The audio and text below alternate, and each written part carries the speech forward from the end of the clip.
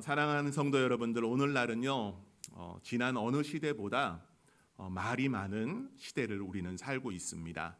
말이 많다라는 것은 이 지구상에 80억이 넘는 인구가 살기에 그들이 말 한마디씩만 한다고 해도 80억 이상이 될 겁니다. 이런 부분도 있겠지만요, 말이 많은 시대라는 것은 여러 사건도 있고 여러 어려운 부분들도 많다는 겁니다. 지난 한 주간 여러분 어땠습니까? 세계 정세 가운데 미국과 또 이란의 끊임없는 전쟁, 그로 인해서 여러 고통스러운 여파가 세계 곳곳에서 나타납니다. 직접적으로 이 포탄에 맞아서 죽은 사람들도 있고, 간접적으로는 유가가 상승되고 또 물가가 상승되면서 또 정세의 불안 가운데 세상 전국은 또한 굉장한 어려움들을 겪고 있습니다. 이런 시대는 마치 하나님이 계시지 않은 것처럼 보여요. 우리가 사사기 말씀 지난주에 함께 말씀을 받듯이 마치 하나님이 계시지 않는 세상 가운데 사람들은 자기의 소견에 오른 대로 자기가 정이고 자기가 정답이고 자기가 모든 것을 할 수 있다고 여기는 시대를 살아갈 수밖에 없을 것입니다. 사랑하는 성도 여러분들, 그러나 우리는 한 권의 사람이 되길 원합니다. 한 권의 사람이란 하나님의 말씀, 성경의 사람이 되라는 것을 제가 말씀하고 싶습니다. 특히 오늘날은 많은 정보들이 정말 우리에게는 넘쳐납니다. 100년 전에는 이 소문이 어떻습니까? 말이 달리는 말 말고 사람의 말이 천리를 간다라고 했는데, 그 천리를 가는 속도는요 과거에는 느렸어요. 전파되는 게 라디오를 통해서, 또 라디오도 없던 시대에는 사람들의 이바구를 통해서 전달됐잖아요. 한양에서 서울에서 부산까지 소문이 가면 얼마나 빨리 가겠습니까? 그렇지 않아요? 그러나 오늘날 시대는 더 빠른 시대입니다. 서울에서 한마디 하면은 불과 5분도 안 돼서 부산에서 무슨 이야기 했는지 쫙 소문이 퍼집니다. 오늘날은 정보가 넘치는 시대입니다. 여러분, 한 주에 도서가 출판이 될 때 새로운 도서가 몇 권 정도 나온다고 생각을 하세요? 이 출판 업계를 통해서 조사해 본 결과에 의하면은 한 주에 1200권의 책이 나온답니다. 주일 빼고 6일이라고 한다면 하루에 200권의 책이 새롭게 출간됩니다. 200권. 대단한 거예요. 글을 쓰는 사람이 그렇게 많고 또 정보를 알려주는 사람이 많다라는 겁니다. 책 읽기가 싫으면 유튜브만 한번 찾아보십시오. 그 안에 정말로 많은 이야기들이 쏟아져 나옵니다. 신앙생활을 하는 우리에게 있어서는 어떨까요? 오늘날은 홍수의 시대라고 말할 수 있어요. 무슨 홍수? 설교의 홍수. 저도 이 예배가 마치면 제 설교를 편집을 해서 유튜브에 올리는데 조회수는 그렇게 많지 않아요. 하지만 누군가는 설교를 듣는다는 겁니다. 설교를 들을 때 저같이 무명의 목사의 설교도 듣지만 유명한 목사님들의 설교 보면은 한 주에 10만, 조회수가 10만이 넘어갈 때가 얼마나 많은지 모릅니다. 성경 강의는 어땠습니까? 창세기서부터 요한계시록까지 66권의 책을 여러분들이 신학교 가지 않아도 유튜브 안에 그 세상에는 정말로 많은 성경 강의 강좌들이 넘쳐납니다. 신앙도서는 어떻습니까? 저는 책을 그리 많이 사실 구입하는 편은 아닙니다. 근데 저는 책도 책으로도 가지고 있지만 PDF라고 하는 파일로도 가지고 있어요. 그런 책들이 정말로 넘쳐납니다. 다 보지 못한 책들도 넘쳐나요. 그런데 이런 시대에 우리는 뭐라고 말할까요? 매주 설교를 듣고 이 예배의 시간이 지나면 여러분들은 말씀을 들었습니다. 그런데 말씀을 잊어버리고 삽니다. 월요일 아침 출근을 하고 또 가정에서 잠시 짬을 냈을 때 이번 주일에 들었던 설교의 본문과 제목, 그 내용이 뭐였는지 한번 곰곰이 생각해 본다면 딱 떠오르는 부분들 여러분 있습니까? 아닐 겁니다. 월요일만 돼도 주일날 들었던 설교가 다 잊혀집니다. 저 같은 경우 이런 토로를 해요. 주일 오전 예배 마치고 1시에 젊은이 예배 드리고 2시에 주일 오후 예배다 드리다 보니까 넣는 것으로 끝나는 게 아니에요. 설교를 넣는 것으로 끝나는 것이 아니라 설교를 비워야 돼요. 비우고 다시 머리에 채워야 됩니다. 그렇지 않으면 주일 오전 예배 설교가 젊은이 예배 때 나올 수 있기 때문에 그래요. 비움도 필요하지만 채움도 필요합니다. 우리는 때로는 말씀을 금방 잊어버리며 삽니다. 바쁘게 살다 보니까 또 이런 고백을 하는 성도도 있습니다. 하나님 생각할 짬이 없다라는 겁니다. 성경을 보고 기도할 시간이 없다는 그런 고백을 하는 성도들도 있습니다. 그러다 보니까 예전에는 크게 은혜를 받고 그 은혜의 기쁨에서 충만함으로 주님을 섬겼는데 요즘은 마음이 많이 메말라가는 것 같습니다라는 그런 고백을 하는 성도도 있습니다.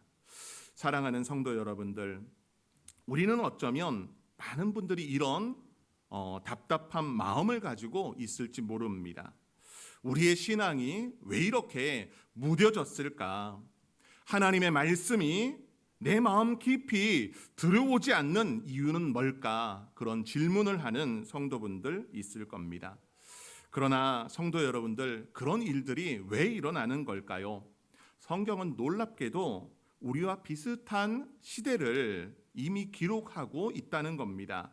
오늘 본문인 사무엘상 3장 1절 말씀의 시작의 부분은 여호와의 말씀이 희귀하여 이상이 흔히 보이지 않았더라라고 말씀을 합니다. 여러분, 이 시대에는요, 성막도 있었고 제사장도 있었고 제사를 드림도 있었지만은 하나님의 말씀이 들리지 않은 시대였다는 겁니다. 종교는 있지만 하나님의 음성이 사라진 시대, 어쩌면 이것이 바로 우리가 살아가고 있는 이 시대의 모습은 아닐까라는 생각을 갖습니다. 많은 설교가 넘치고 많은 성경의 강좌, 신앙의 도서들은 넘치지만은 마치 하나님의 음성이 없는 것처럼 여겨지는 시대. 사랑하는 성도 여러분들, 말씀이 희귀한 시대도요, 하나님은 여전히 말씀하고 계시다는 겁니다. 하나님은 그래서 한 사람을 찾고 계십니다. 오늘 말씀을 통해서 하나님이 찾으시는 사람이 어떤 사람인지 먼저 살펴보기를 소망합니다. 자, 그러려면은 우리에게 테스트를 하나 해야 돼요. 여러분은 귀가 잘 들리십니까? 어떠셔요? 권사님 귀 잘 들리세요? 네. 우리 성도 여러분들 청력 좋습니까? 다들 좋다고 하시는데요. 그러면 테스트를 한번 해볼게요. 틴벨이라고 하는 이 청력 테스트인데요. 이건 이제 고주파 소리가 납니다. 삑 소리가 날 거예요. 근데 삑 소리가 나다가 어느 순간 안 들리는 성도도 있을 겁니다. 자, 들릴 때는 손을 탁 들고 계시다가 안 들리면 손을 하나씩 내리시면 돼요. 자, 우리 영상 틀어주시기 바랍니다. 네. 잘 들어보시고, 자, 손을 다 듭니다. 안 들릴 때서부터 이제 내리십시오. 네, 손을 다 드세요. 네. 좀 소리가 큽니다.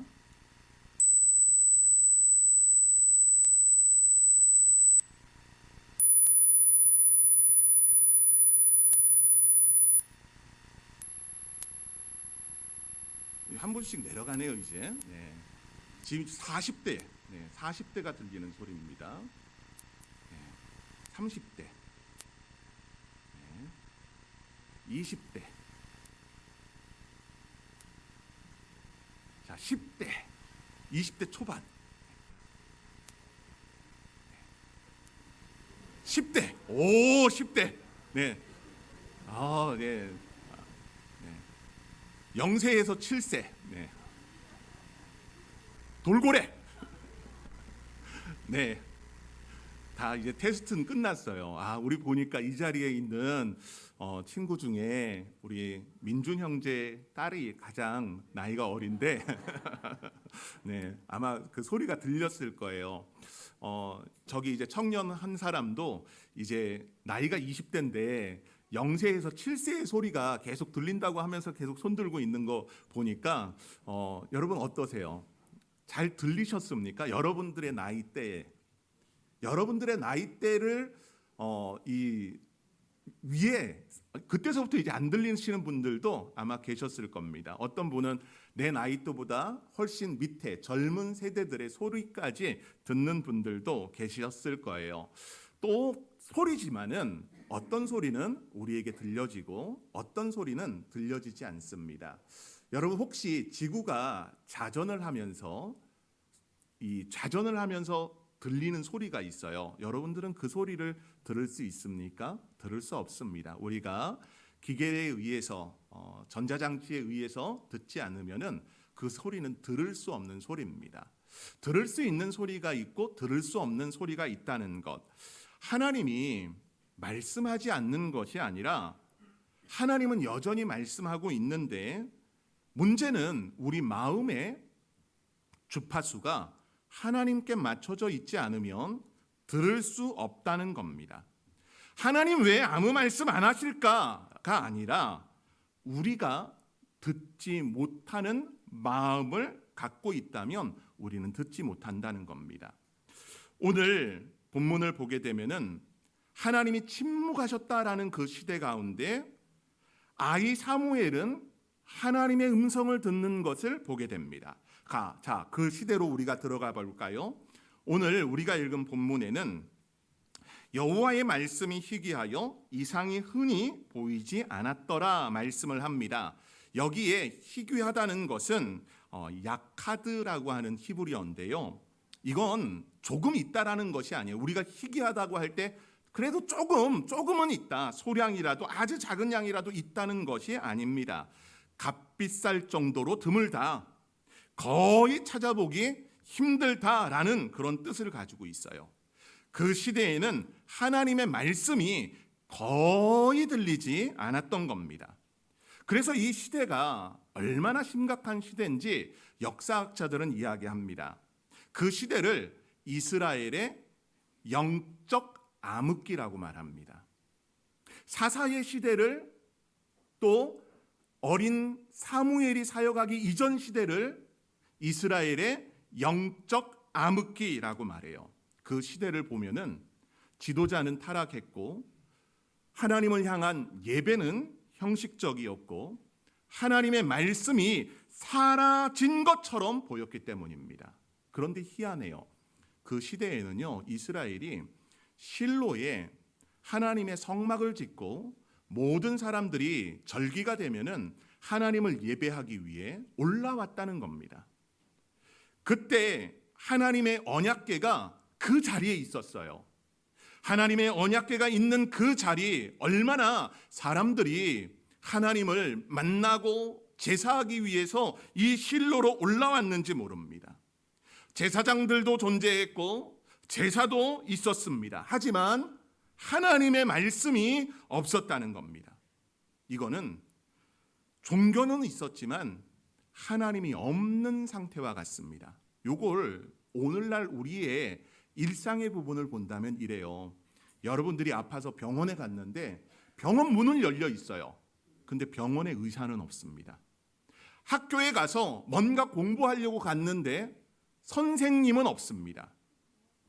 여러분, 성막은 존재했지만 하나님의 음성, 하나님이 없는 상태인 것처럼 보였던 것이 그 시대입니다. 그 원인은 우리가 지난주에 봤던 사사기 21장 25절의 말씀 다시 되돌아보면 알 수 있습니다. 그때에 이스라엘에 왕이 없으므로 사람이 각기 자기의 소견에 옳은 대로 행하였더라. 하나님의 말씀이 들리지 않고 사라지니까 사람들은 결국 자기 생각대로 살게 되어졌다는 겁니다. 하나님이 떠난 것처럼 생각되고 여겨졌던 시대가 바로 사사의 시대라는 겁니다. 그러면 왜 하나님의 말씀이 들려지지 않고 사라진 것처럼 여겨졌을까요? 거기에는 이유가 있습니다. 요 사무엘상 1장서부터 4장을 보게 되면은 사무엘의 탄생의 과정과 그의 어린 시절을 담고 있어요. 그런데 이 시절 안에 등장하는 인물이 엘리라고 하는 제사장의 이름이 등장을 합니다. 엘리는 제사장입니다. 그런데 이 엘리를 우리가 한번 잘 들여다봐야 됩니다. 제사장은 그 당시에 영적 지도자입니다. 영적 지도자의 타락을 어떻게 담고 있을까요? 성경을 보게 되면은 이렇게 말씀을 합니다. 우리 한번 찾아볼까요? 엘리에 대해서 이렇게 이야기해요. 엘리에 대해서 우리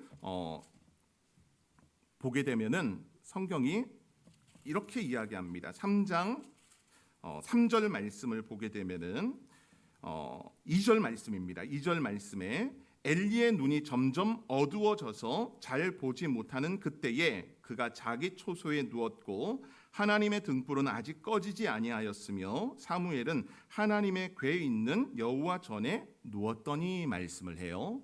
여러분, 엘리가 사무엘과 아이 사무엘과 지금 어디에 있습니까? 그가 있었던 자리는 바로 성소입니다.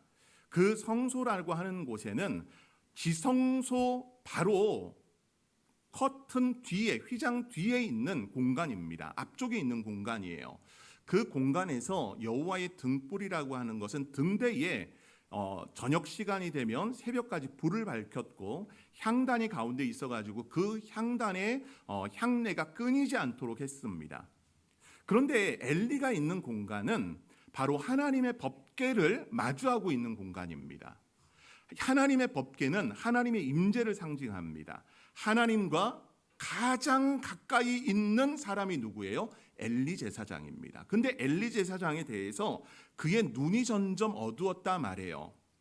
이제 4장으로 가게 되면은 엘리에 대해서 좀 더 다른 묘사들, 그의 죽음의 부분을 이야기를 하는데 98세의 엘리의 그 죽음 가운데는 영적 지도자의 타락의 모습이 있어요. 눈이 어두웠다는 것은 그냥 노인이니까 앞이 안 보였다는 것을 이야기하는 것이 아니라 그가 그만큼 영적으로 시야가 흐려졌다는 것을 이야기합니다. 그의 몸이 비둔했다, 뚱뚱했다고 우리는 그렇게 볼 수 있는데 그가 얼마나 하나님의 말씀에 대해서 우둔했는지를 보여주는 겁니다.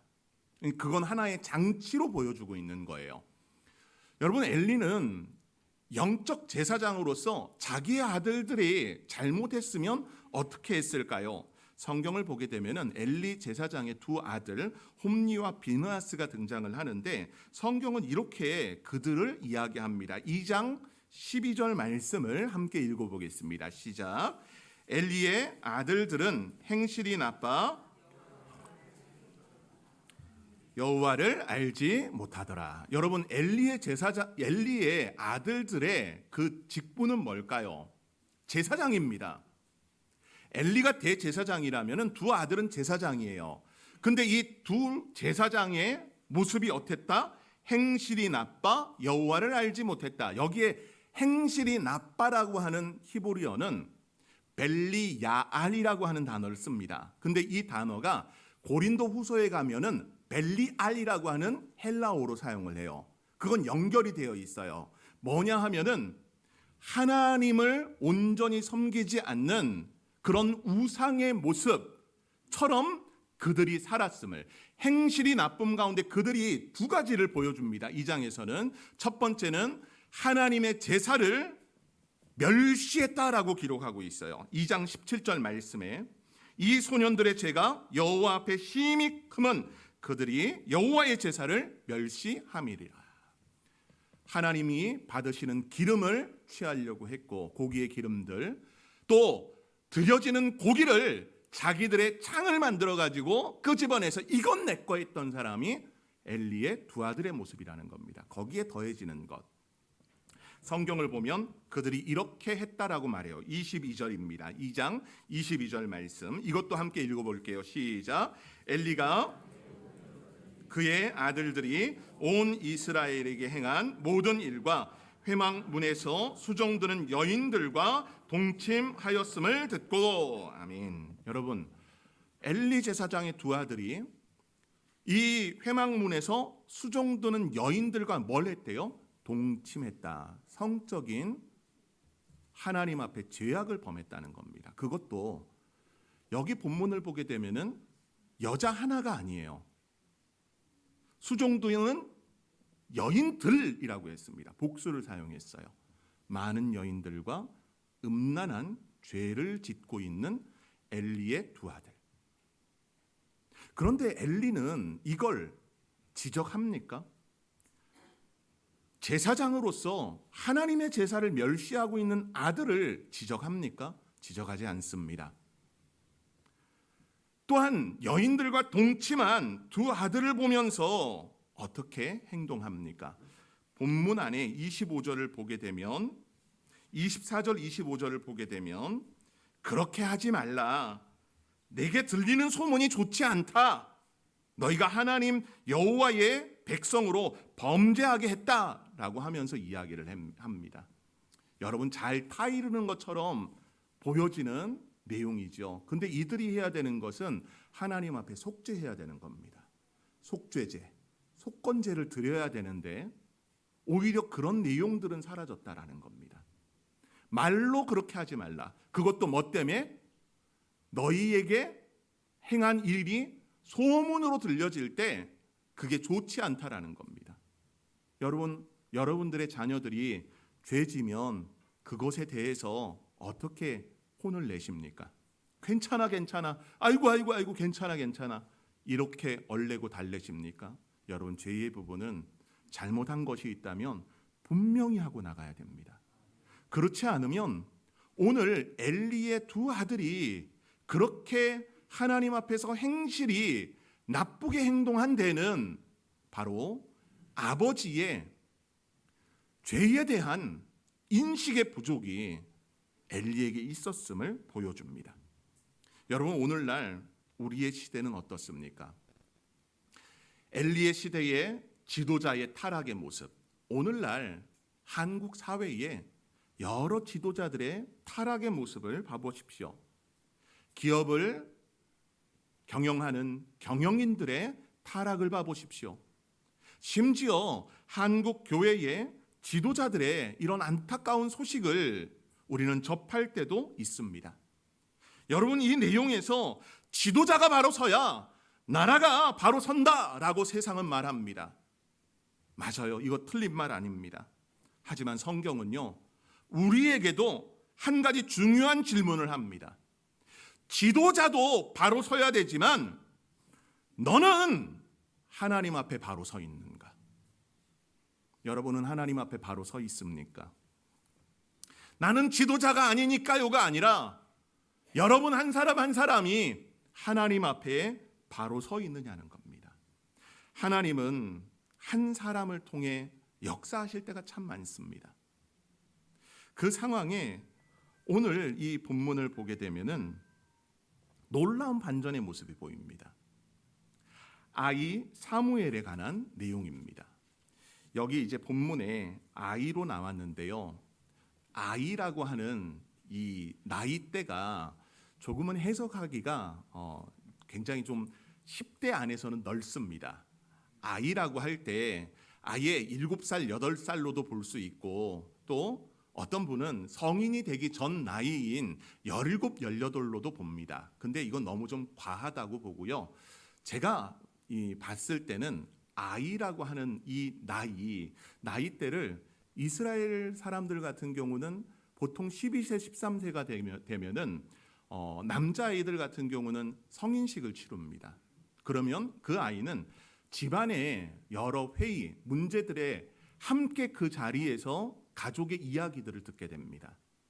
보통 그렇다 한다면 이 아이 사무엘은 아직 그 자리까지 미치지 않은 10살에서 12살의 아이로 볼 수 있어요. 이 아이 사무엘이 오늘 하나님의 말씀이 사라진 그 시대에, 하나님이 침묵하시고 있는 것처럼 보인 그 시대에 하나님의 음성을 듣는 아이로 나아갑니다. 여러분, 본문에 제가 본문을 전부 다 읽지는 않았지만은 이 본문 10절까지의 그 말씀을 보게 되면은 엘리와 어린 사무엘은 한 공간 안에 있습니다. 한 공간 안에 하나님의 임재라고 불리는 덮개 바로 앞에 그들은 누워 있고 또 그들이 그 공간 안에 있었습니다.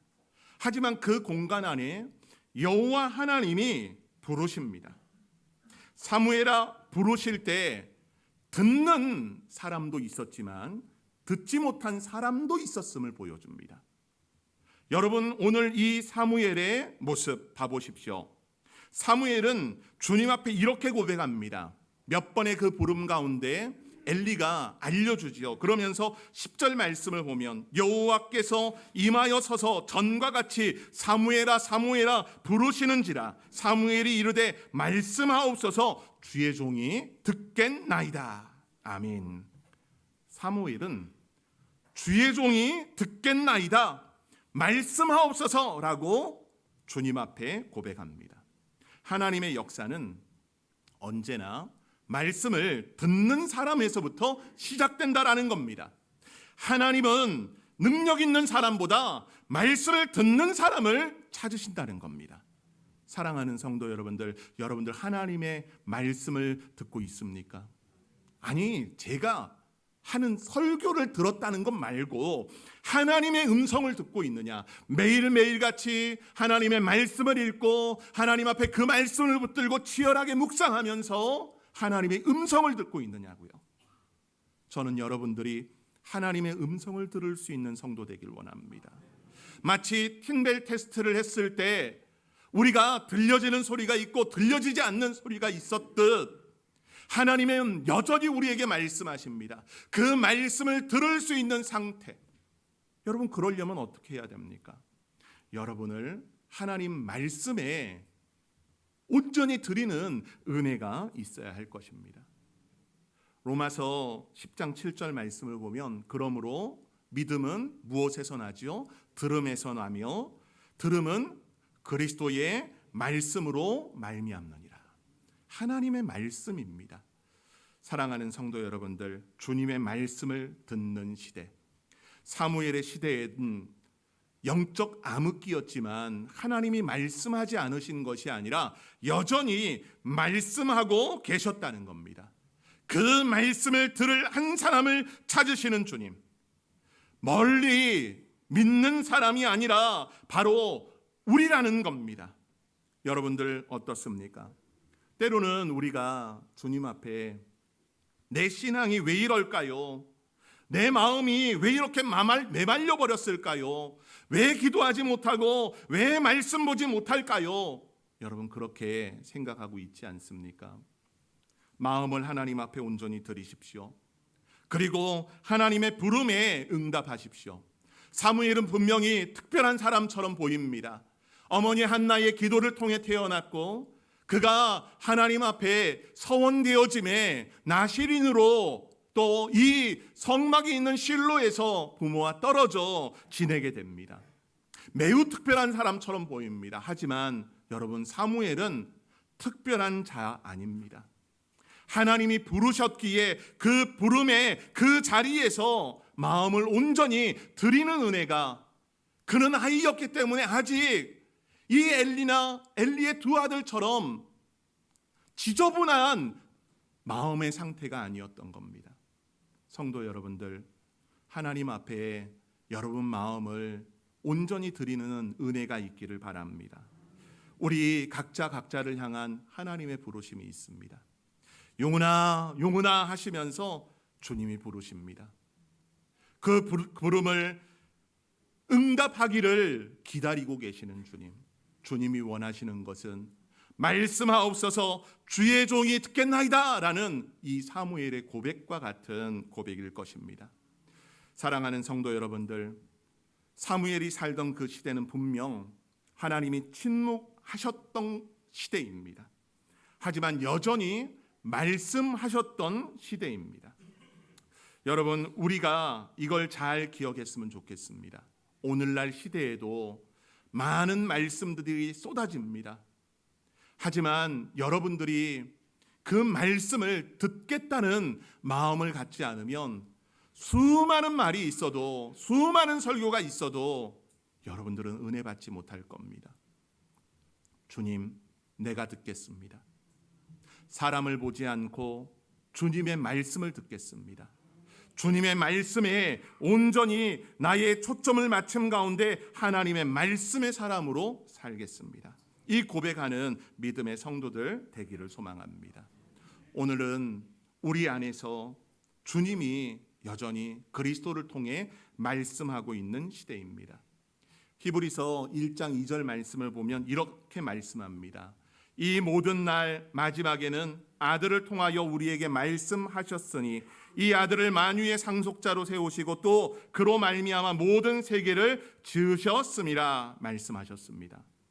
마지막 때에 아들을 통해 우리에게 말씀하셨으니, 사랑하는 성도 여러분들, 주님이 이 땅에 오심 가운데 요한복음 1장 14절 말씀은 말씀이 육신이 되어 우리 가운데 거하신 예수 그리스도에 관해 이야기합니다.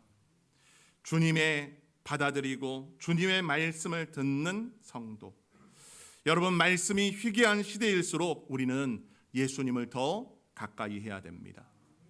예수님을 가까이 함 가운데 예수님의 말씀을 듣는 은혜가 여러분 모두에게 있기를 소망합니다. 말씀을 잃어버린 시대가 아니라 말씀이 여전히 존재하는 시대 가운데 하나님의 말씀을 먹고 그 말씀이 주는 은혜의 영향력으로 생명의 역사를 이루는 우리 새로남의 모든 성도들 되기를 간절히 소망합니다.